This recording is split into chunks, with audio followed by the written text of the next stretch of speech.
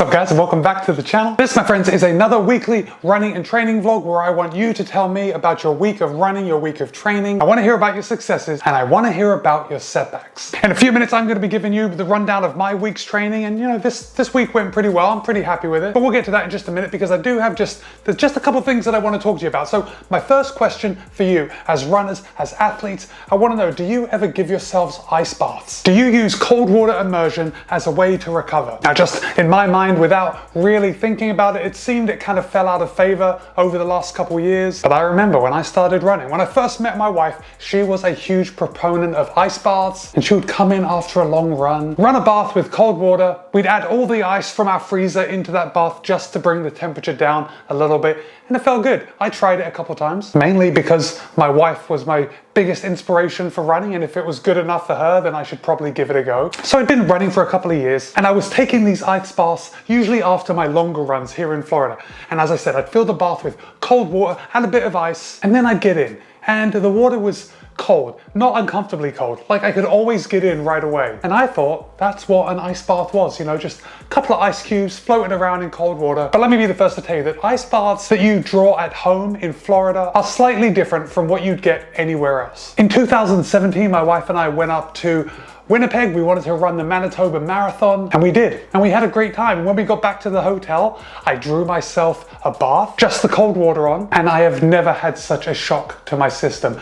Just the cold water coming out of the tap, I could barely get into it. It was one of those ooh, ooh, ooh, as you're lowering yourself down into the bathtub. No ice, just water coming from the tap. So I guess the moral of this story is that I'm quite a wimp when it comes to cold water immersion. But that doesn't matter. I don't have a lot of practice here in Florida. We don't have cold water. I can't just turn on my tap and cold water comes out. But that's neither here nor there. We're talking about cold water immersion because I looked at a mini study, and the study looked at the benefits of cold water immersion. It actually was a meta-analysis, so it took lots of other studies, brought them together and drew their own conclusions from those other studies. And although just in my mind, it seems like cold water immersion has fallen out of favor over the last couple years, for us runners, it's actually pretty good. It's a good recovery tool. It's a recovery tool that can make your legs feel better after you've been out there running a long time. I don't know if I'd really recommend it after going out for, you know, your daily 5K, but if you're running or thrashing, racing a half marathon, a marathon, I can really see how cold water immersion therapy after will make your legs feel a bit better, lower that inflammation. So we've established that cold water immersion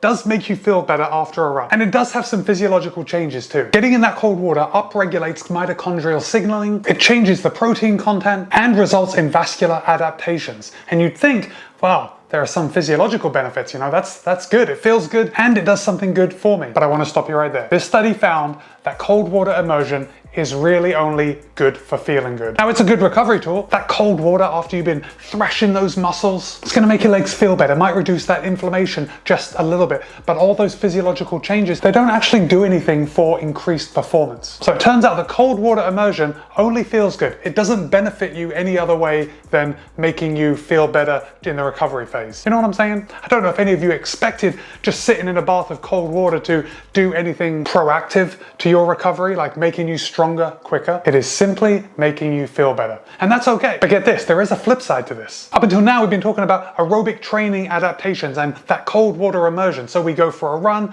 we get that aerobic training benefit, then we get into cold water, makes us feel like we're recovering at a faster rate. That all changes with resistance exercise. So if you hit the weights, which keep in mind is a huge part of being a healthy runner, and you have a banging leg session, you're doing squats, you're doing lunges, and then you decide to get in that ice bath. You think, you know what, I've thrashed these muscles enough, it's time to soak them in some ice cold water. Let's see what it can do for me. That can actually have negative results. Now, it still might feel good, but the study found that cold water immersion after resistance exercise actually dampens the strength adaptations. So all that work that you put into those squats, those lunges, of course, you're also working on your core, you're doing upper body, but you get into an ice bath, it dampens those strength adaptations that you have worked so hard to get. So I guess the moral of the story is, if you draw yourself an ice bath after a long run, keep doing it. You're okay to keep doing it. If that translates to you drawing an ice bath after you do some resistance exercise, now is the time to stop. In a nutshell, the study found that cold water immersion does not impair the adaptations that you get through aerobic training, but it does impair the adaptations that you get from resistance training. So if you are going to run yourself an ice bath, only do it after you do aerobic type activity. For us, For you watching this channel, it's running. Go ahead, go out for a run, enjoy yourself a nice bath, only using cold water, and empty that ice tray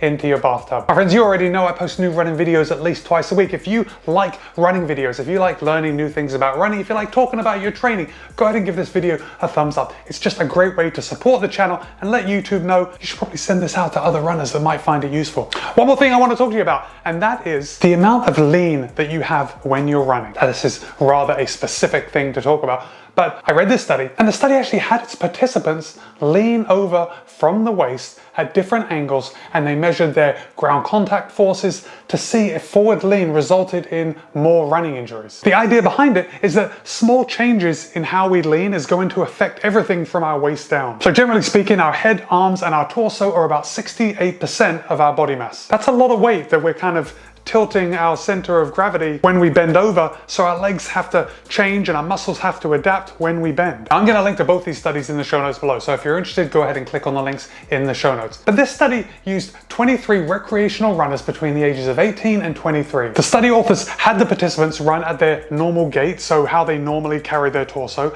then at a 10% lean, a 20% lean, and a 30% lean. The study found that the more the angle of the torso was leaned forward, the athlete's stride length decreased, but their cadence increased. And you'd think that if we're taking smaller steps, we're not going to be overstriding, so our impact forces are going to be less. But they found that overstriding relative to the hip increased by 28%. The explanation is pretty fascinating. So even though the stride length decreased and the cadence increased, that increase in cadence means that the runners are putting more effort into swinging those legs forward to take each step. Because they're using more effort to swing those legs forward, they're using more energy. So obviously, they're going to get tired quicker. The study also found that the rate of loading on the athlete's body increased by 29%. That's pretty big. And I want you guys to look at your form. I want you to do a self-analysis the next time you go out for your run and see how you're holding your body. Because if you're leaning forward just a little bit more, you are automatically increasing those ground contact forces and you are expending more energy than you have to. I've already done my run for today, but you better believe I'm going to be thinking about how I'm holding my posture when I'm running moving forward. Let me know what you find in the comments below. Are you one of those runners that lean over? I'm sure we've all seen them, but it seems like a very easy fix to just kind of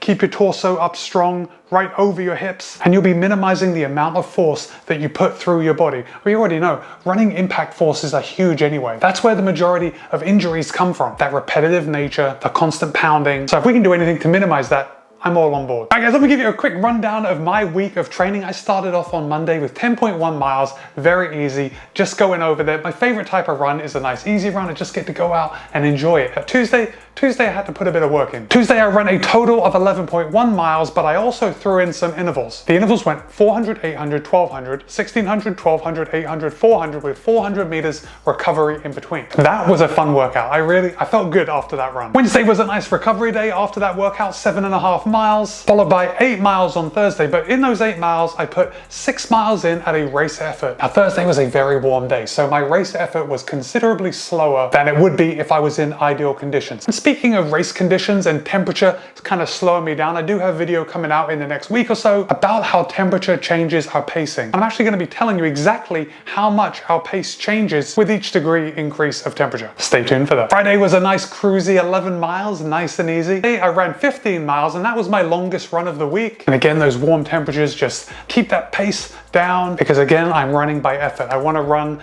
at ideally a zone 2, low zone 3. And I actually felt pretty good after that run. Usually I'm cashed for the whole day after my long run, but I've been trying to pay more attention to my fueling on the run. I took a couple of gels. I drank electrolyte drink for the whole time that I was out running. So that's the reason that I felt good when I came back. And then Sunday, I wrapped up the week with 6.2 miles, nice and easy, bringing my week's total to just over 70 miles, actually 70.48 miles, which is about 113.4 kilometers. Also, did spend a bit of time on the Peloton this week. In addition to my running, I did knock out shade under 140 miles on the Peloton, which is about 225 kilometers. And that is another great week in the books. My friends, thanks for staying all the way to the end of the video. Again, I post new videos at least twice a week. Be kind, be happy, run well. I'll see you in a couple of days.